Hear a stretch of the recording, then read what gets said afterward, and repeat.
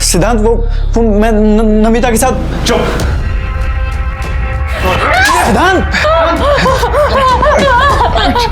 तुझे मैंने बोला था ना मेरे मयांक से दूर रह। तुझे मेरी बात समझ में नहीं आई क्या? सिद्धांत छोड़ो उसे, उसकी कोई गलती नहीं इसमें। तू चुप रह। तू बीच में नहीं बोलेगा।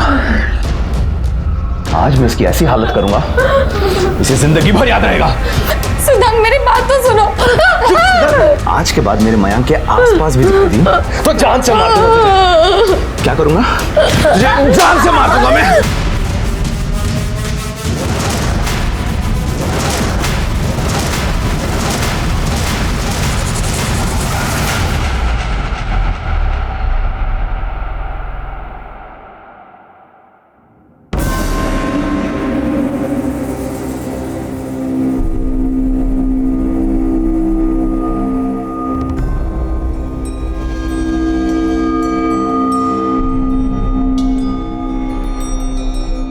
अभी तो तेरे को इतने में ही छोड़ा है, अभी भी नहीं सुधरी ना तू,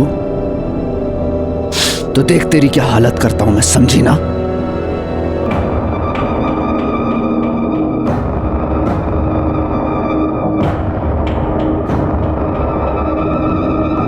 हाल तो अब मैं तेरा करूंगी।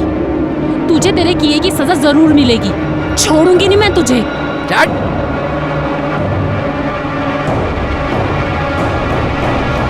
में आते हैं तो हमें एक नाम दिया जाता है और हमारा नाम ही हमारा वजूद बन जाता है। नफरत, ईर्ष्या, शक, लालच, ये सारी ऐसी भावनाएं हैं जो इंसान के अंदर के हैवान को जगाती हैं और इन भावनाओं के चलते इंसान हैवानियत की सारी हदें पार कर जाता है।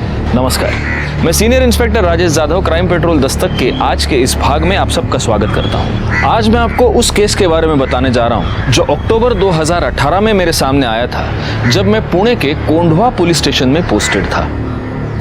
वैसे तो एक इंसान की जान लेना अपने आप में एक संगीन अपराध है, लेकिन यहाँ पर एक इंसान की जान लेने के बाद जिस तरह से उसकी लाश के टुकड़े करके उसका वजूद मिटाने की कोशिश हुई, वो कोशिश बहुत ही डरावनी थी।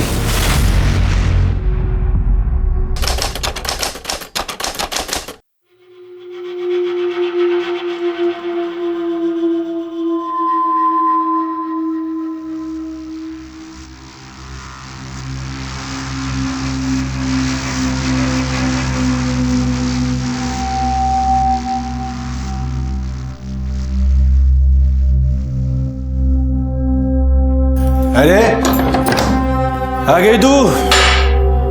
अभी तू सुबह के 7 ही बजे, इतनी जल्दी कैसे गया? तेरे यार ने तेरे को छोड़ दिया? इतनी जल्दी कैसे मुंह काला करके आ गई तू? तेरे वजह से। उसको पता है ना तू कितना निकम्मा है। मुझे ही तेरा ध्यान रखना पड़ता है। तेरा खाना पीना, ये रात भर जो दारू तेरी चलती है ना, सब मुझे ही देखना पड़ता है ना। सारी निकम्मे, सारी इज्जत मिट्टी में मिला दी मेरी। तेरी इज्जत का इतना ख्याल है ना तुझे, तो जाके कुछ काम कर। यहाँ घर बैठकर मुझ पर शक करता है और बदनाम करता रहता है मुझे।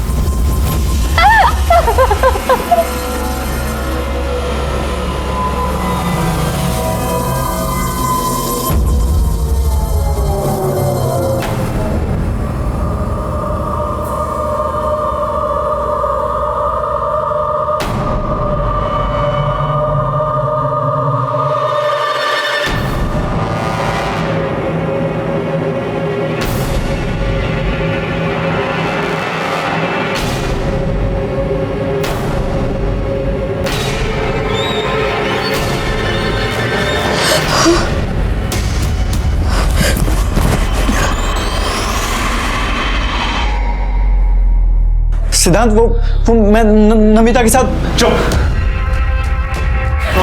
सिद्धांत,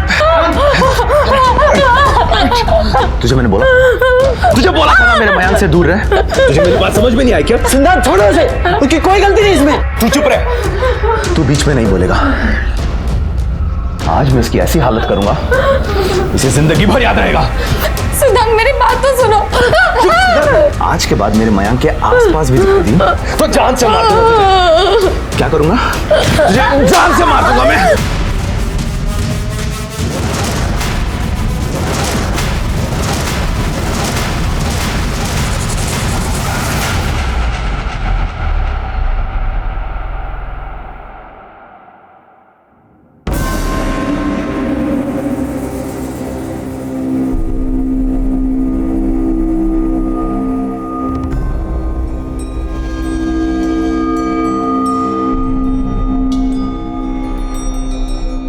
अभी तो तेरे को इतने में ही छोड़ा है, अभी भी नहीं सुधरी ना तू,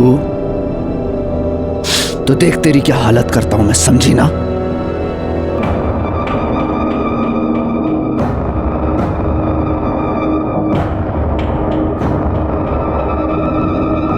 हाल तो अब मैं तेरा करूंगी। तुझे तेरे किए की सजा जरूर मिलेगी। छोड़ूंगी नहीं मैं तुझे।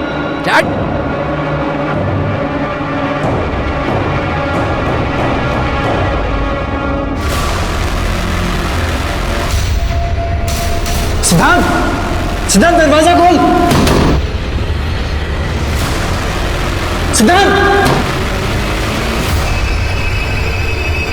सिद्धांत, सिद्धांत दरवाजा खोल।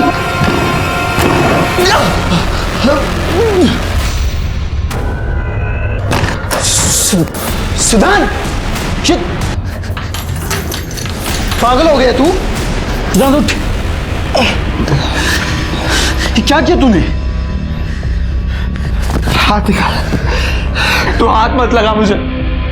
सिद्धांत, माफ कर दे यार, दोबारा नहीं होगा ऐसा, गलती होगी मुझसे। गलती नहीं, तूने जानबूझ के किया है मेरे साथ। शायद मुझ में ही कोई कमी है। मैं प्रॉमिस करता हूँ कि आज के बाद मैं नमिता को कभी नहीं मिलूंगा। आई डोंट ट्रस्ट यू, लेकिन फिर भी मैं ऐसा कुछ करूंगा कि तू चाह कर भी उसे नहीं मिल पाएगा।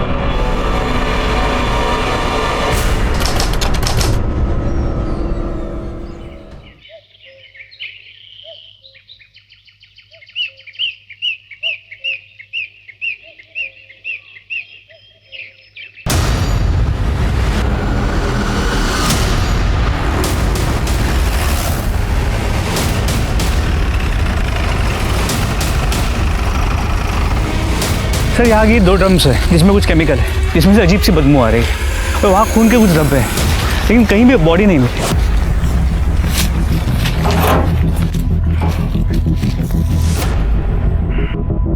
क्या है ये?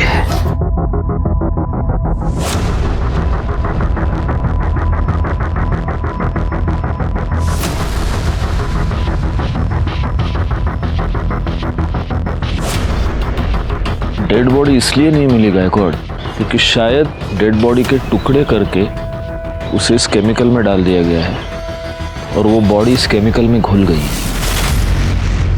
अब ये पता करना होगा कि ये बॉडी किसी जानवर की है या किसी इंसान की। वो खून के धब्बे क्या बोल रहे थे? सर यहाँ पे कुछ मांस के टुकड़े भी मिले हैं, ये देखिए। खून भी सूख चुका है, लेकिन जिस मात्रा में यहाँ पे खून है लगता है बॉडी को यहीं काटा गया होगा। फॉरेंसिक टीम को बुला।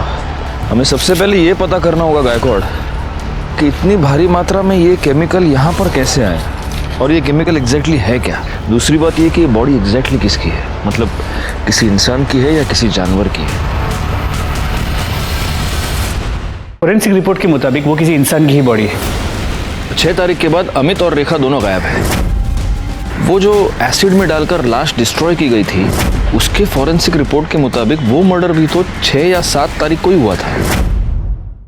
एक काम करो गायकवाड़, आजू बाजू के पुलिस स्टेशन में पिछले 5-7 दिनों में जितने भी मिसिंग केसेस हुए हैं उन सब की डिटेल्स निकालो। और हाँ, दूसरी बात, वो जो मांस के टुकड़े हैं उनको कलेक्ट करके एविडेंस के लिए भेज दो। साहब मेरा बेटा 1 हफ्ते से गायब है साहब, पता नहीं उसका क्या हुआ, प्लीज उसे ढूंढिए साहब। कहाँ गया पता नहीं चला साहब, प्लीज। कर दे, काय गड़बड़ है?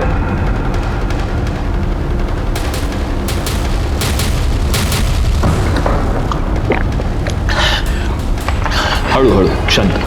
साहब मेरा बेटा अमित यहाँ पुणे में चंदन नगर में रहता है।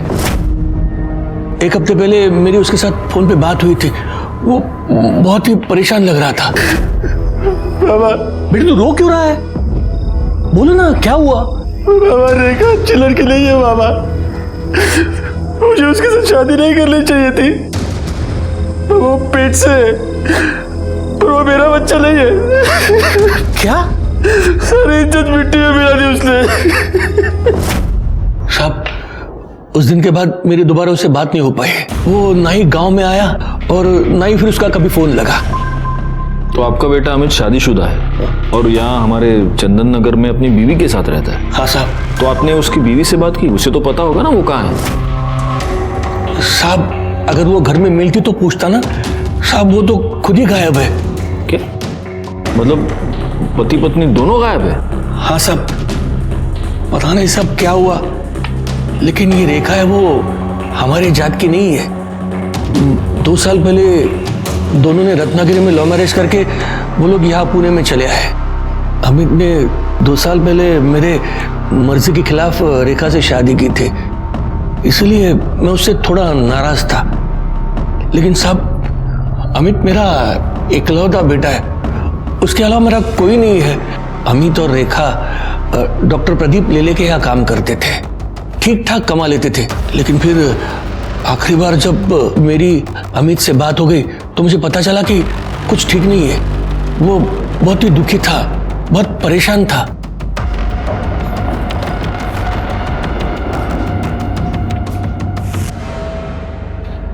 सर ये फोरेंसिक रिपोर्ट के बारे में कुछ बात करनी थी। आप 2 मिनट बैठिए, मैं आता हूँ।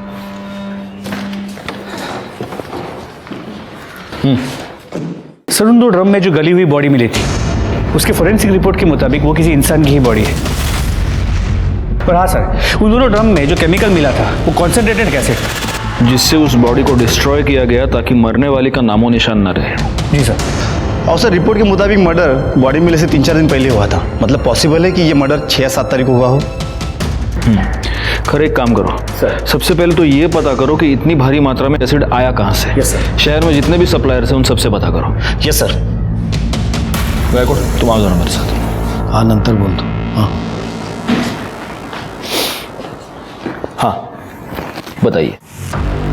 साहब बताना क्या है, मैं तो सिर्फ यही चाहता हूं कि आप मेरे बेटे को ढूंढ दीजिए।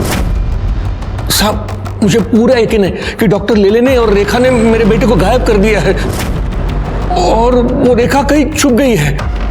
आप इतने यकीन के साथ कैसे कह सकते हैं कि आपके बेटे को रेखा और डॉक्टर लेले ने गायब किया है? रेखा भी तो गायब है।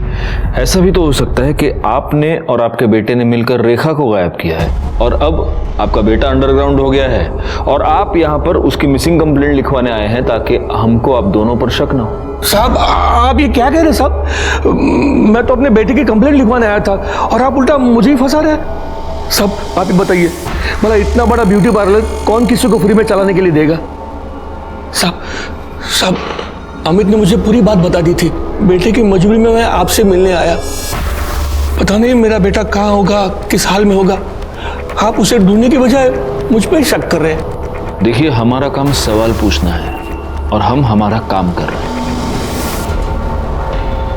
फिलहाल आप एक काम कीजिए, अमित और रेखा दोनों की डिटेल्स यहाँ पर लिखवा दीजिए।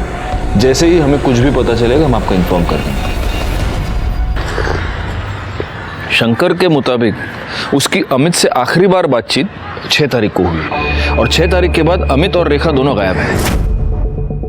वो जो एसिड में डालकर लाश डिस्ट्रॉय की गई थी उसके फॉरेंसिक रिपोर्ट के मुताबिक वो मर्डर भी तो 6 या 7 तारीख को ही हुआ था। कहीं ये दोनों केसेस कनेक्टेड तो नहीं है? एक काम करो गायकवाड़, फॉरेंसिक टीम को लेकर अमित के घर जाओ और वहां से डीएनए सैंपल्स कलेक्ट करो।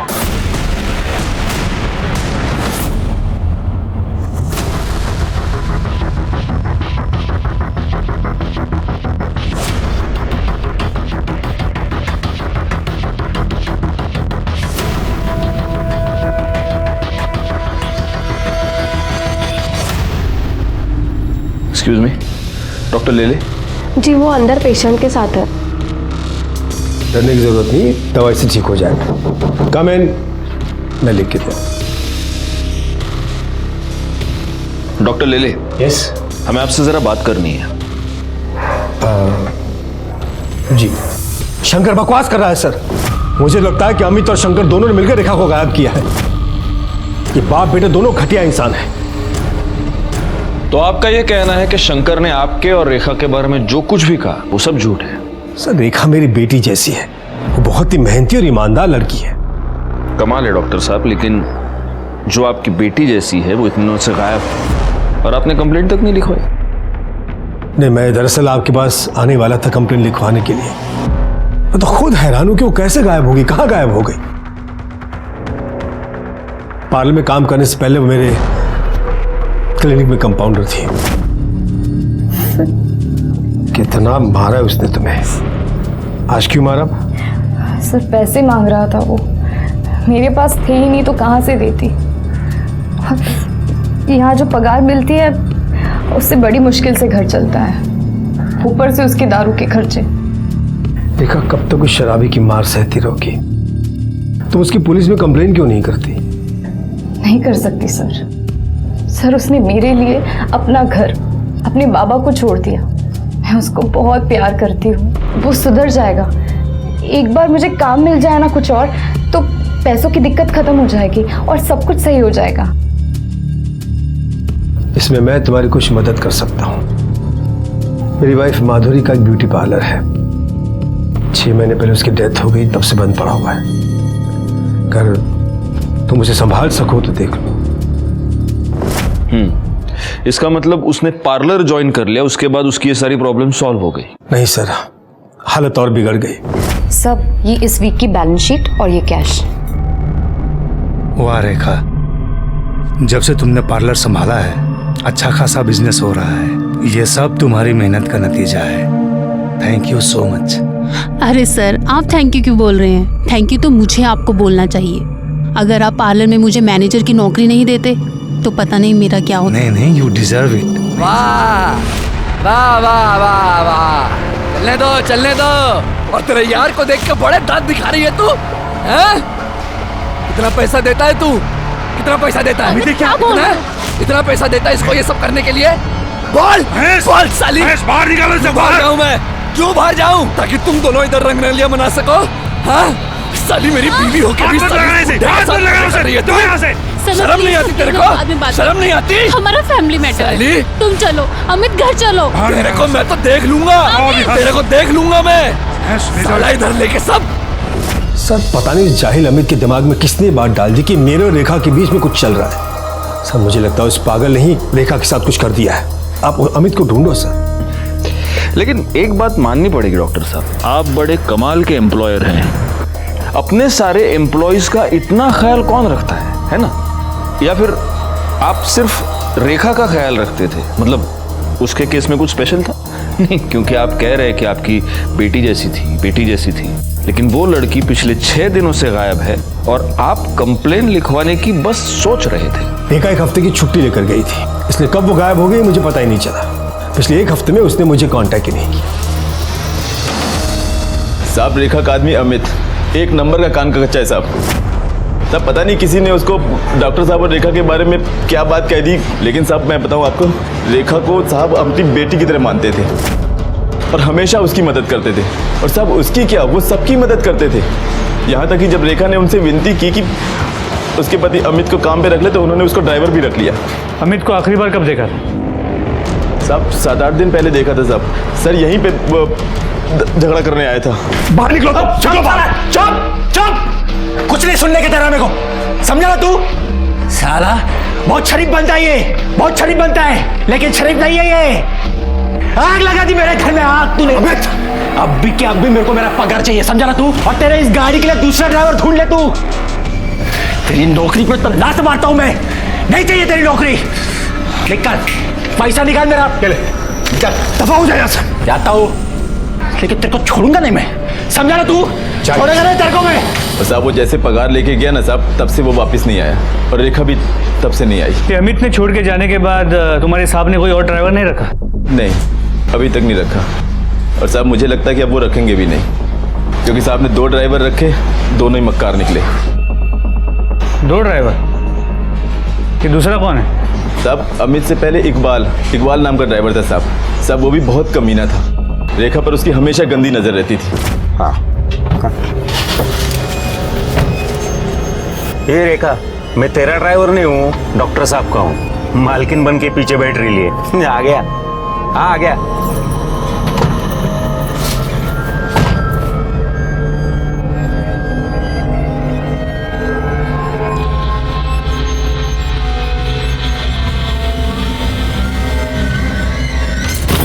क्या कर रहा है? अरे गुस्सा क्यों करती है? इतने तेरे अच्छे कान के। बहुत हो गया अब तेरा। औकात क्या है तेरी? शर्म नहीं तुझे ऐसी हरकत करते हुए? रेखा, इसे खींच के थप्पड़ मारो ताकि दोबारा किसी लड़की के साथ ऐसा करते हुए 10 बार सोचे। मारो, मैं कहता हूं मारो, मारो उसे।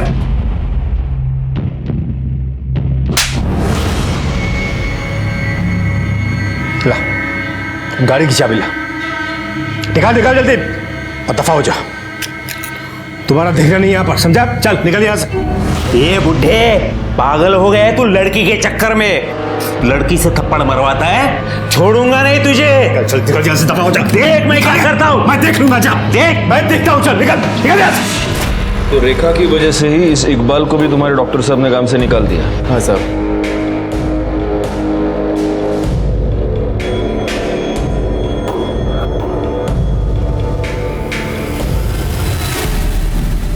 ठीक है।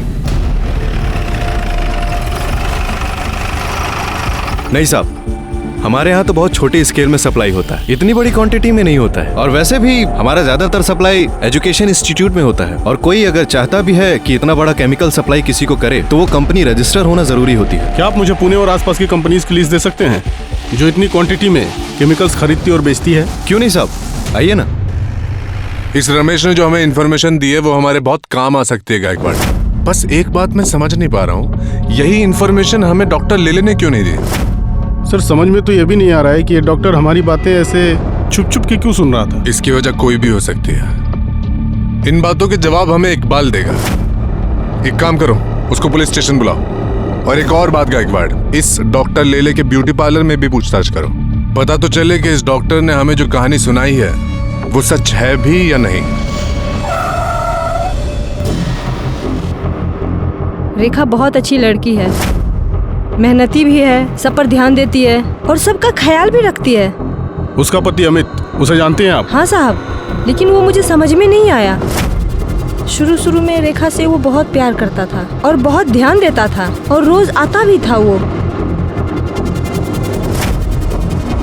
काम में लेट तो होता है साहब, पर रेखा तो कुछ और ही थी। कुछ और मतलब? रेखा पर डॉक्टर साहब कुछ ज्यादा ही मेहरबान थे। और देखिए ना साहब, हम सभी लड़कियों के पास काफी सालों का एक्सपीरियंस है और रेखा तो फ्रेशर थी, फिर भी उसे सीधा मैनेजर बना दिया। तो आपको लगता है कि डॉक्टर और रेखा का अफेयर चल रहा था?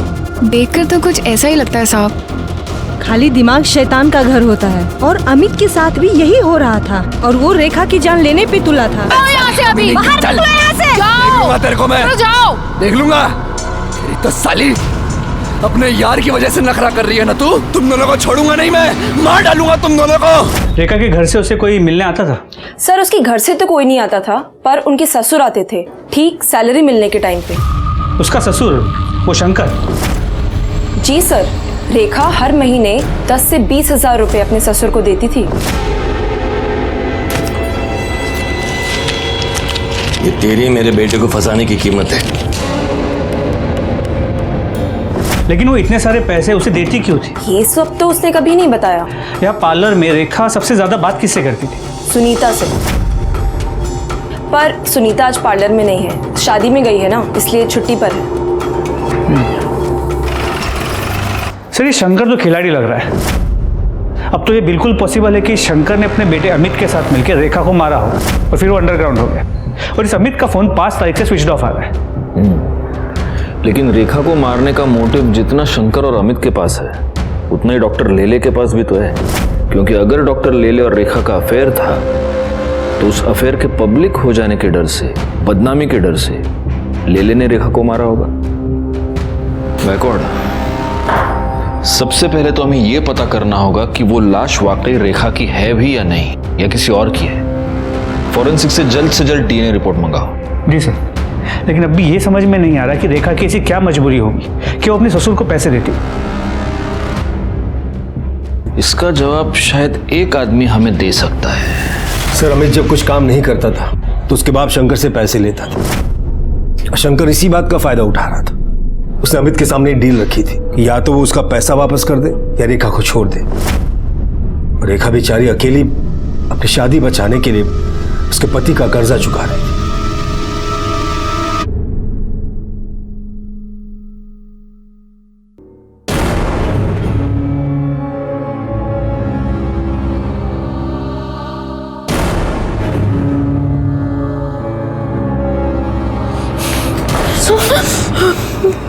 मैंने कहा था तुझसे इससे दूर रहे, लेकिन तू ऐसे नहीं मानेगी। अब देख मैं तेरे साथ क्या करता हूँ। सिद्धांत क्या कर रहा है यार, सब लोग देख रहे हैं। तू एक सेकंड मेरी बात सुन। मैं हाथ छोड़ मेरा। सिद्धांत मेरे लिए प्लीज बैठ के बात करते हैं, सब लोग देख रहे हैं, प्लीज मेरे लिए प्लीज बैठ, मैं बताता हूँ ना। बैठ अमिता। सिद्धांत मैंने इसे बुलाया यहाँ पे मिलने के लिए, इसे ये बताने के लिए कि मैं इसके साथ कोई रिश्ता नहीं रखना चाहता। झूठ मत बोल मयंक। ठीक है सिद्धांत, अगर तुझे यकीन नहीं है तो तेरे सामने बात कर लेते हैं। देखो नमिता, मैं अब तुमसे कोई रिश्ता नहीं रखना चाहता।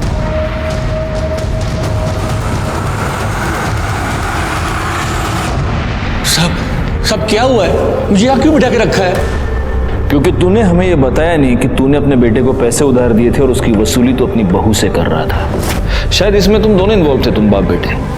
और जब तेरी बहू ये बात जान गई तो उसने पैसे देने से इनकार कर दिया और उसी गुस्से में तूने और तेरे बेटे ने तेरी बहू का मर्डर कर दिया।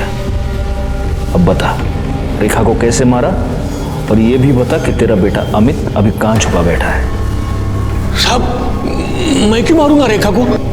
हाँ, मैं उससे पैसे जरूर लेता था ताकि उस पर दबाव बढ़ा सकूं और वो तंग आकर अमित के साथ अपने गांव वापस चली जाए और मैं उनकी शादी बचा सकूं। अगर वो डॉक्टर लेले के साथ रहती तो कुछ नहीं बदलता साहब, और उसके पैसे की मुझे कोई जरूरत नहीं थी साहब। मेरे पास भगवान का दिया हुआ सब कुछ है और मेरे बाद में वो उन दोनों का ही होना था ना साहब। मैं सच कह रहा हूँ, मैंने कुछ नहीं किया और अमित और रेखा कहाँ है मुझे नहीं पता। सच बोल रहा हूँ साहब। डॉक्टर लेले ने रेखा को अपने पार्लर का इंचार्ज बना दिया, जिससे रेखा की फाइनेंशियल प्रॉब्लम सॉल्व हो गई। लेकिन उसके बाद रेखा का ससुर शंकर रेखा से पैसे मांगने लगा और रेखा का पति अमित रेखा पर शक करने लगा। अब रेखा और अमित दोनों गायब है। शंकर डॉक्टर लेले पर इल्जाम लगा रहा है और डॉक्टर लेले शंकर और अमित दोनों पर शक कर रहे हैं। ये केस तो सुलझने के बजाय ज्यादा उलझता ही जा रहा है गायकवाड़।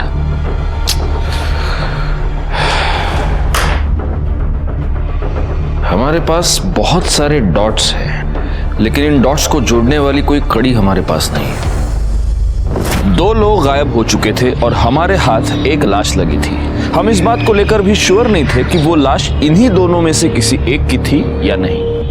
हम हर छोटी से छोटी पॉसिबिलिटी को चेक कर रहे थे और तभी हमारे हाथ डीएनए रिपोर्ट आई, जिसने हमारा काम थोड़ा सा आसान कर दिया। क्योंकि डीएनए रिपोर्ट से साबित हो गया कि जिस लाश के टुकड़े करके उसे एसिड में डिस्ट्रॉय किया गया था वो लाश रेखा की ही थी।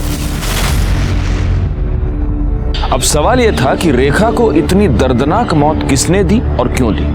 अमित कहाँ था? क्या अमित ने ही रेखा को मारा था और अब वो गायब था? ये सारे सवाल अभी भी बने हुए थे। तभी हमारे हाथ एक ऐसी लीड लगी जिसने इस केस को एक नई दिशा दे दी।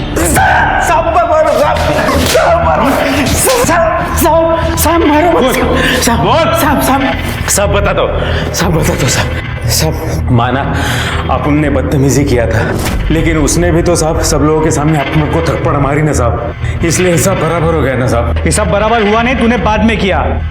उसने तुझे थप्पड़ मार के तेरी बेइज्जती की थी और तूने उसे धमकी दी थी। छोड़ूंगा नहीं तुझे, और उस धमकी को तूने उसे मार के पूरा किया है ना? अरे नहीं साहब मैंने वो गुस्से में बोला था साहब। माना अपन ने गलती की, लेकिन अपने को क्या लगा वो अगर डॉक्टर साहब के साथ चक्कर चला सकती है तो अपना भी हाथ अगर उसको लगाए तो वो क्यों बुरा मानेगी। लेकिन साहब उसने तो बवाल ही कर दिया साहब। तेरे को कैसे मालूम रे उसका डॉक्टर के साथ चक्कर चल रहा था? हाँ साहब अपन 3 बरस से उधर काम कर रहा था, अपन डॉक्टर साहब को पहचानता है ना साहब। और साहब ड्राइवर है अपन, अपनी नजरें आगे भी रहती है और पिछले वाले सीट पे भी रहती है साहब।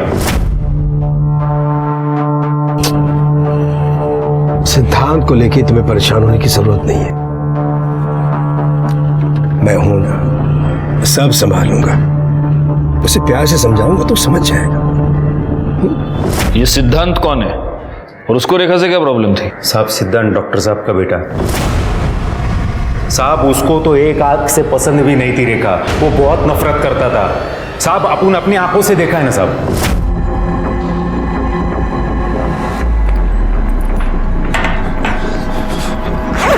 अपनी औकात में रहकर समझी। बाबा चुप। इस घर की मालकिन बनने के सपने मत देख। मेरे पापा से दूर रहे वरना जान से मार दूंगा तुझे। ये आप क्या बोल रहे हैं? मैंने क्या किया है?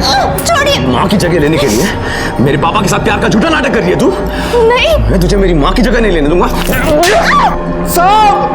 मेरे पापा से छोड़ो उसे, छोड़ो। क्या कर रहे हो तुम?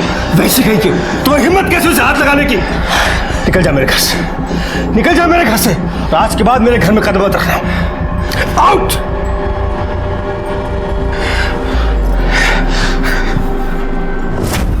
साहब अपन को तो फुल डाउट है साहब, सिद्धांत बाबा ने ही कुछ किया है रेखा के साथ। अच्छा, सिद्धांत ने रेखा को धमकी दी तो तू बोल रहा है उसने उसका मर्डर कर दिया। धमकी तो तूने भी दी थी साले, तो इसका मतलब तूने भी मर्डर किया? साहब अपन काय को मर्डर करेगा साहब? जिस दिन अपना वो घर छूटा, उस घर से अपना वास्ता उसी दिन से छूट गया साहब। तू नाटक बहुत अच्छा करता है रे इकबाल। करडे याची सगळी नाटकं बाहेर काढा। साहब सर्च साहब गायकवाड़, अगर ये इकबाल सच कह रहा है तो इस केस में एक बहुत जरूरी क्लू हमारे हाथ लगा है। लेकिन सबसे पहले महेश और बाकी नौकरों से ये क्रॉस चेक करना होगा कि इकबाल के बयान में कितनी सच्चाई है। एक और काम करो, इस डॉक्टर सिद्धांत की पूरी कुंडली निकालो और उसे पुलिस स्टेशन बुलाओ। सर अलग अलग कंपनी के नाम से माल लेते हैं, फिर भी इस केमिकल की हमेशा शॉर्टेज रहती है। सर ये केमिकल का डिमांड ज़्यादा रहता है और सप्लाई कम रहती है।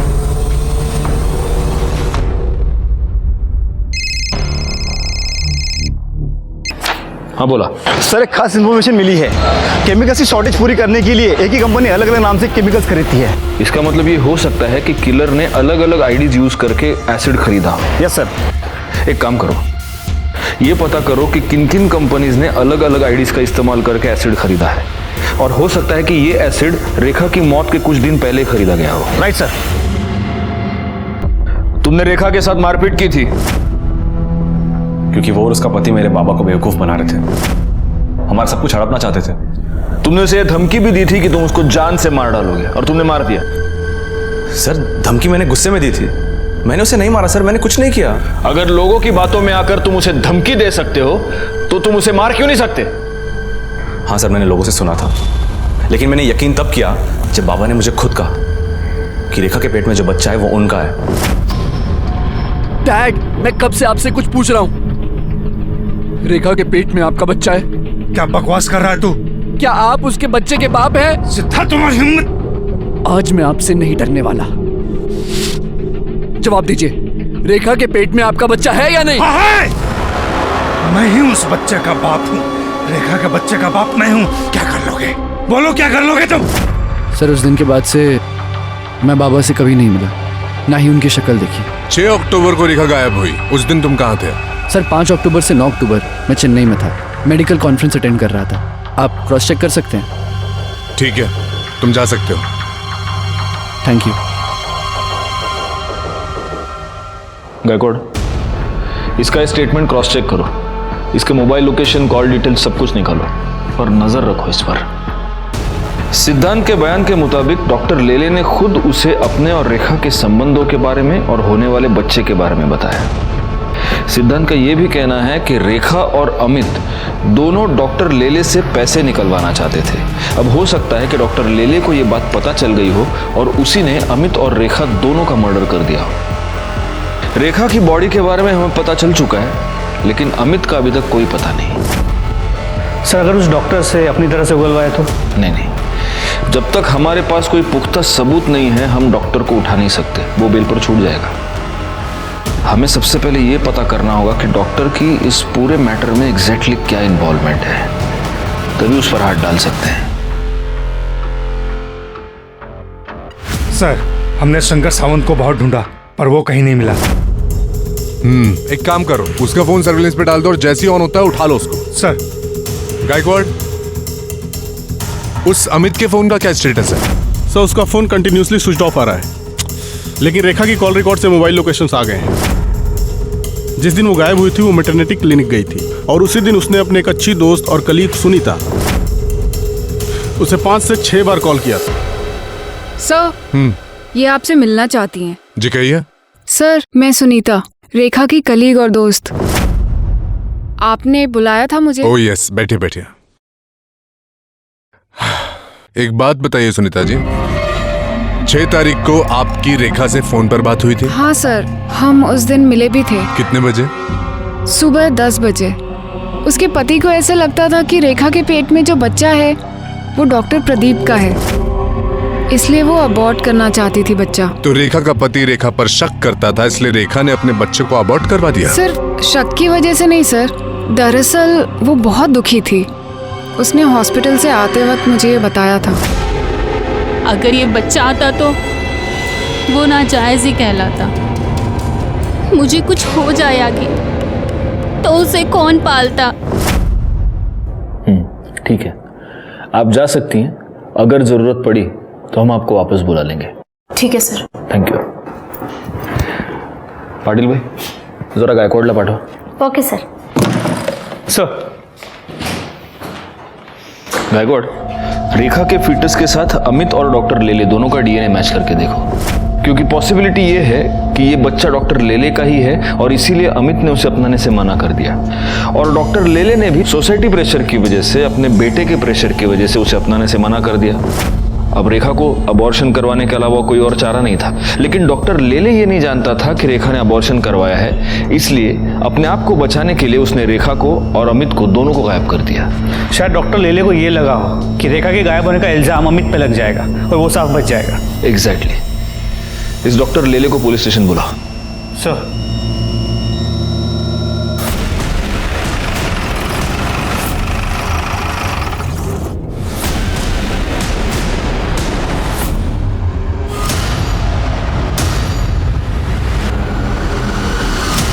सर, घर में कहीं भी कोई फोर्स्ड एंट्री के निशान नहीं, बॉडी पे भी कहीं कोई एक्सटर्नल इंजरी मार्क्स नहीं, लेकिन सर यहाँ गले पे ये देखिए, यहाँ पे कुछ इंजरी मार्क्स हैं, स्वेलिंग भी आ गई है, लेकिन क्या है, कैसे हुआ है, कुछ पता नहीं चल रहा। लगता तो ये मर्डर ही है गायकवाड, और हो सकता है कि जिसने भी ये मर्डर किया है उसे इस घर में फोर्स्ड एंट्री करने की जरूरत ही नहीं। सर, इंजेक्शन मिला। इस तो खाली लग रहा है गायकवाड। हो सकता है गले पर ये जो 2 मार्क्स है वो इसी की वजह से। देखो निडल देखो, जमा करा। Sir, 1 minute. सर यहाँ ये, सर ये देखिए सीसीटीवी कैमरा। सर कैमरा तो वर्किंग है, इसका कंट्रोल पीछे की तरफ है और किसी ने इसका मेन स्विच ऑफ कर दिया है। सर ऐसा लगता है कि इस घर में घुस के डॉक्टर साहब पर हमला करने वाला उनकी जान पहचान का हो सकता है। बॉडी को सबसे पहले किसने देखा? मैंने देखा था साहब। साहब कल संडे था तो संडे को साहब पूरा दिन घर में ही रहते हैं और मेरा भी शाम को 4 बजे छुट्टी हो जाती है, तो मैं घर चला गया था साहब। लेकिन सब जब मैं सुबह आके देखा तो मैंने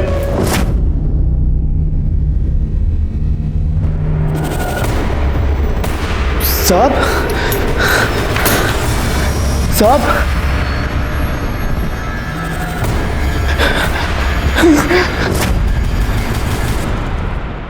डॉक्टर प्रदीप लेले की मौत ने इस केस को एक नया ट्विस्ट दे दिया, क्योंकि अब तक डॉक्टर लेले इस केस में हमारे लिए प्राइम सस्पेक्ट था। पोस्टमार्टम रिपोर्ट से यह पता चला कि डॉक्टर लेले की मौत एम्बोलिक स्ट्रोक की वजह से हुई है,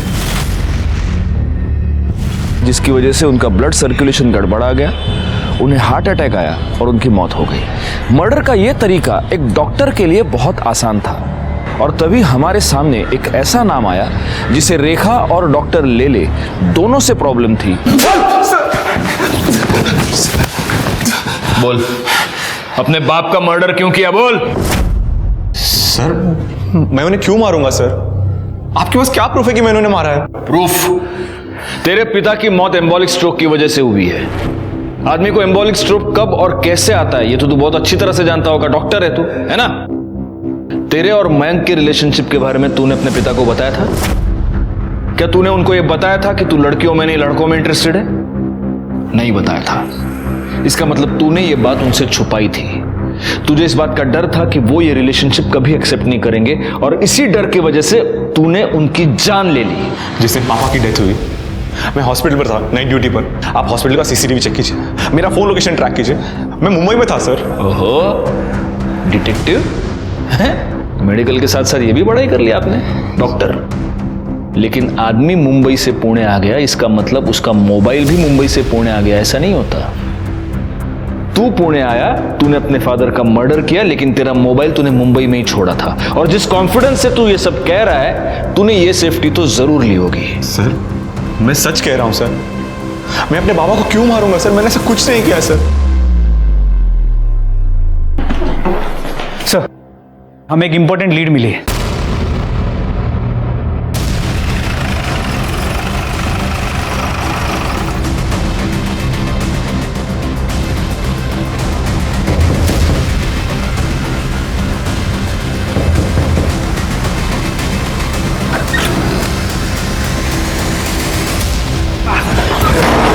साहब क्या कर रहे हो? आप क्या कर रहे हो? बेटा कहाँ है तेरा? मालूम नहीं साहब। कर दे, घर चेक करा। हो सर। अरे साहब पकड़ो इसे, पकड़ा ला।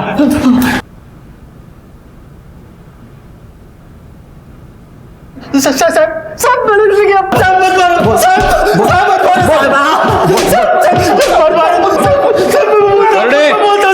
करड़े बस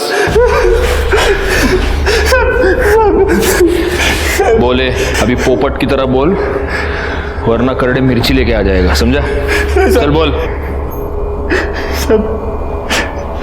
कैसे मैं बहुत प्यार करता था साहब, लेकिन उसने मेरे को बहुत धोखा दिया साहब। डॉक्टर का बच्चा अपने पेट में लेके घूम रही थी साहब। वो डीएनए टेस्ट से यह साबित हो चुका है कि रेखा के पेट में जो बच्चा था वो तेरा बच्चा था।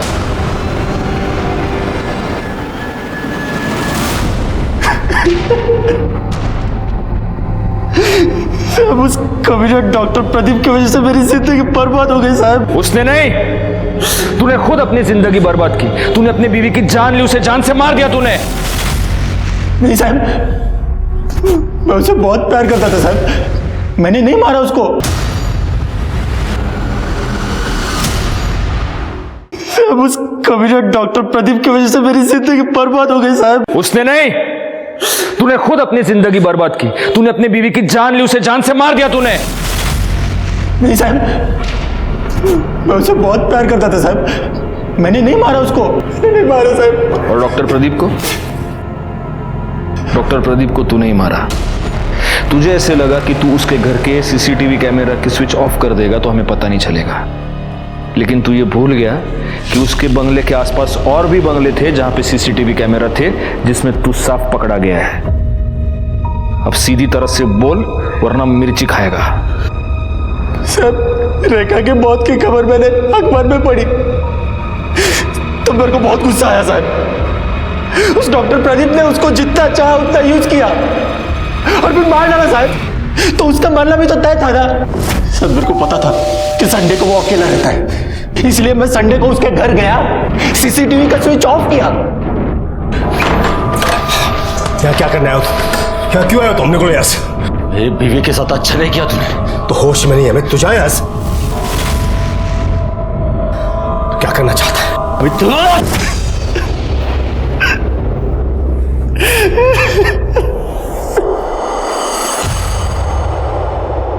सर पुणे के सेम एड्रेस पर रजिस्टर्ड 2 ट्रेडिंग कंपनी ने 5 अक्टूबर के दिन अलग अलग सप्लायर से 2 ड्रम खरीदे थे, और जिसने ड्रम खरीदे हैं उसके इस केस से कनेक्शन है।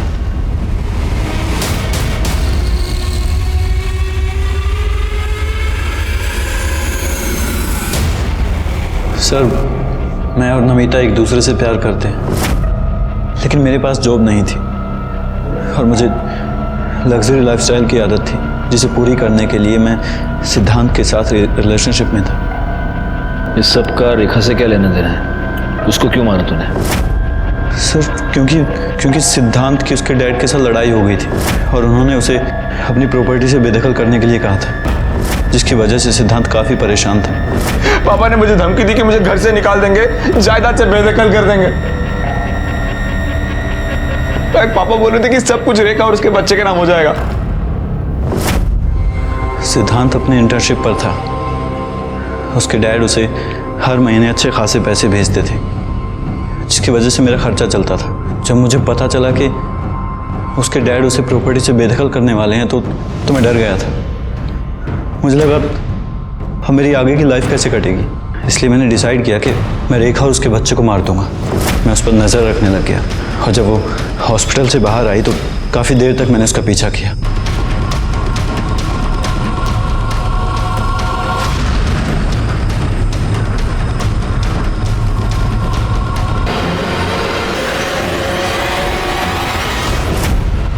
तू रेखा पर नजर रखे हुए था, तो तुझे इतनी सी बात समझ में नहीं आई कि वो लड़की 4 से 6 घंटे एक अबॉर्शन करने वाले हॉस्पिटल में क्या करने गई थी? अगर तूने अपना कॉमन सेंस यूज किया होता ना, तो आज तू इस तरह से मेरे सामने नहीं बैठा होता और आज रेखा जिंदा होती।